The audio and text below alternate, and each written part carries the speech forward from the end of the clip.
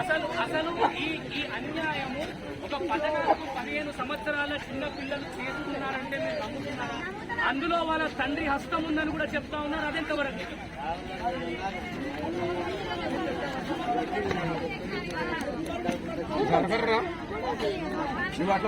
ఆడవాళ్ళకి 6 రోజుల నుండి పోలీసు వాళ్ళు ఏం చెప్తున్నారు?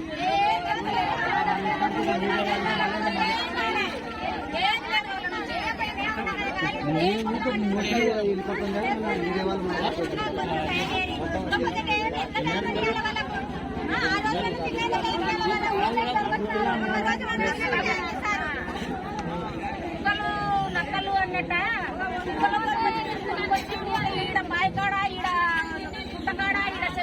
దాదాపు 5 రోజులు గడిచినా కూడా ఇంతవరకు పాప ఆచూకీ తెలియలేదు.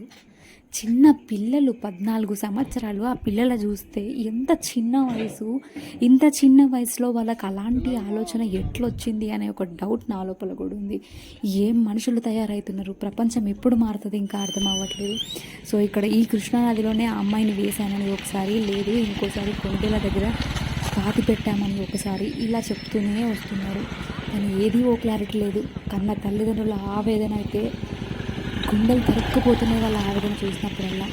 దయచేసి ఆ అమ్మాయికి న్యాయం జరగాలంటే పవన్ సార్ రావాల్సిందే. పవన్ సార్ వస్తేనే న్యాయం జరుగుతుంది.